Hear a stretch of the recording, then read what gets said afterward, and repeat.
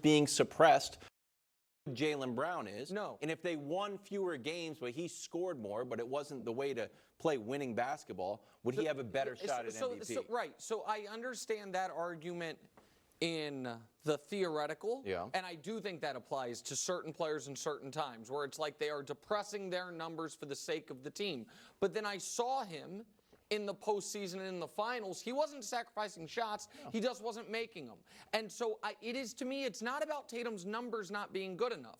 It is, we do have precedent of guys not only winning one title, but winning back-to-back titles, and no one's saying they're the best player in the world. Was there ever a moment, Brew, that the world thought Isaiah Thomas was better than Michael Jordan and Magic Johnson? The answer is no. He beat them both en route to championships multiple times.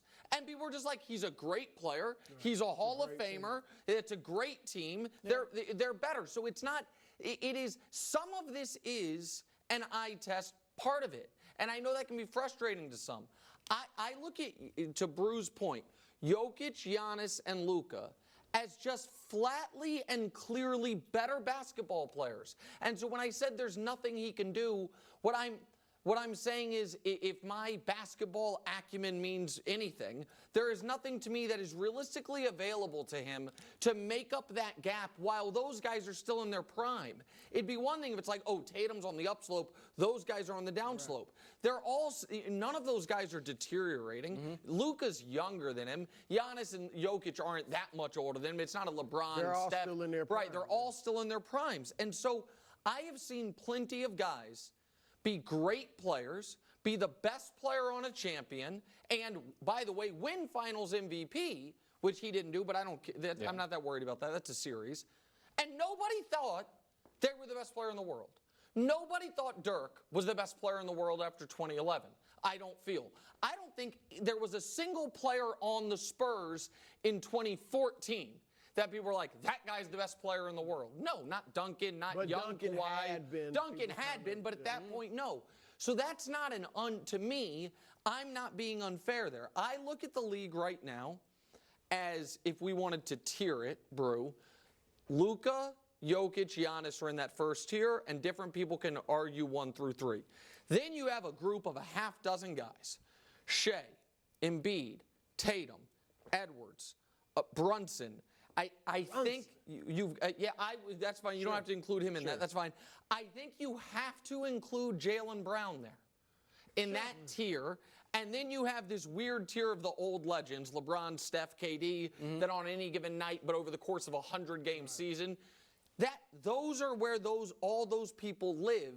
And I just don't think Tatum is going to jump into that top tier. I do think it's more likely Anthony Edwards does. Not next year necessarily, but because he is so young, that I would give more opportunity for Shea. Not because of his age, because he's actually older than people think, but because he doesn't have as much big game experience yet. We'll see where he goes. I think Tatum is mostly who he is, which is awesome, but never going to be the best player in the league. Shea's interesting. I think he and Tatum are very comparable. I mean, different games, but I think they're very comparable. You mentioned Edwards, and one of the things about Edwards, I mean, obviously he's spectacular. You mentioned eye test, but the energy he brings. Defensively, he looks like he bothers you when you're on offense. And that's what you want to – and I don't think Tatum really even has that personality. Yeah, like, so, you know what I mean? Like that high energy, but that's the type of thing you want to see where eye test wise, you might say, oh, okay, he jumps up a level, but I don't know that he's going to do that. And on that team, he may not need to do that because they have so many great defenders. But if he decided to get better this year, if he went into the lab, is like, you know what, my goal is to be the best player in the league, so I'm going to expend more energy on defense and add a few more moves so I don't have to rely on my step back three that doesn't always go in. It really could be just, I don't want to say eliminating that from your game, but some of the bad shots he takes, eliminate those from your game, and obviously he's got to be clutch. And a lot of these, I mean, he's missing shots at the rim that are somewhat contested, but those are makeable shots. If he improved in the clutch and became tenacious defensively, it's on the board. That's what he needs to do to move up. It is very rare in the NBA, especially with the talent pool as deep as it is right now, when you're in a moment where you have transcendent, unique talents at the apex of their powers, for a guy who's just really, really good at almost everything to be at the top of the mountain. Jokic is, for the 100th time, I was late to the party on it. But I feel like I'm, He didn't say it. He is, Brew has said this for a while, with respect to the late, great Bill Walton, the greatest passing big man ever. And there was just recently a nice little graph about field goal percentage in the 5 to 10 foot range, and he's hidden off in the corner better than everyone else. He is a unique, never seen it before. Giannis is called the Greek freak for a reason, because his strength, his athleticism, plus being a true 7 foot makes him unlike anybody else. And Luka has been almost solving offensive basketball since he was 15 years old playing against pros. It's going to be really hard for a really, really good 6'9", you know what I mean, standard basketball player to reach the top of that mountain when those three giants live there. He would have to certainly win it next year, win Finals MVP, probably win MVP, do the things I said, clutch, defense. And those guys would have to be eliminated early again. If Giannis is eliminated again in the first or second round, and Jokic too. Now, Luka, I mean, all of them can't be eliminated that early. But if all those three guys go out early, then and he's dominant throughout the postseason again, then I think that makes his chances better. All right. Celtics starting 5. Bringing everybody back. Payroll now at $939 million to keep the core together for a sustained run. Title odds, Celtics at number 1. Then it's OKC, Philly, Denver tied with New York, and the Mavs and the Wolves. Are these Celtics set up perfectly, I added perfectly, to repeat? Well, look, it's going to be hard because, I mean, this is the era of parity. We say that, but it's not just for fun. That's what it is. The last 6 champions, new teams. And we thought Milwaukee was going to maybe be a dynasty. We thought Denver might be a dynasty. Some people stake their entire professional reputation on 2-0 against the Celtics. And so I do think they should be the favorites because Denver is worse right now. Yes. They are worse than they were 2 months ago. All right, so there's that.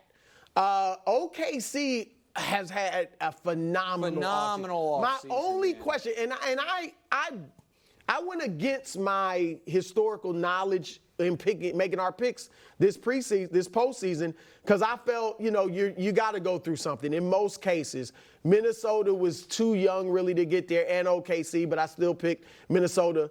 And I think OKC, the only question I have about them is their youth. That's it. I mean, they were the youngest team ever to win the playoffs. But they did get some experience last year. Yeah. A little experience last year. But that's the only thing against them. Better.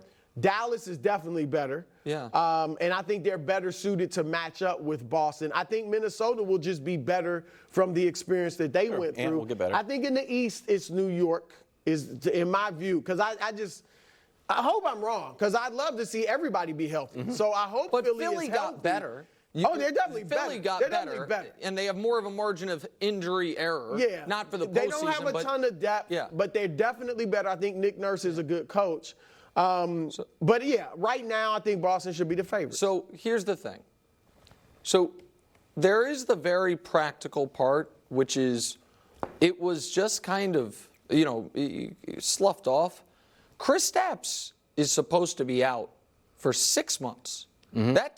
That's Christmas. So he'll be back, right. You know what I mean? So that is, and I'm always a little hesitant on, this is, if the timeline is this, it's very rarely 6 weeks early, actually, we're back. But sometimes, and he's had injury problems. He injured one leg early in the playoffs. The surgery is on the other leg. So that now, the Celtics fans yelling at the screen, be like, oh, we just won the championship without him. So 100% that's true. You did, and it's legitimate. But that is already a little bit of a fly in the ointment, so to speak. The other piece of it is, we say this in the NFL, but it's true in the NBA as well, the copycat league part of it. The 2 teams in the league who, by a decent margin, shot the most threes last year were Boston and Dallas. And by the way, the gap between Boston and Dallas 1 and 2 was equal to the gap between Dallas and the 10th place team as far as. So I do think it's not just J.J. Redick in the coaching booth this offseason that's going to be like, let's shoot more threes. So the reason I mention that is I do think that was part of Boston's regular season edge was they were playing the math game with a team perfectly built to do it. Everyone can't do that, I understand.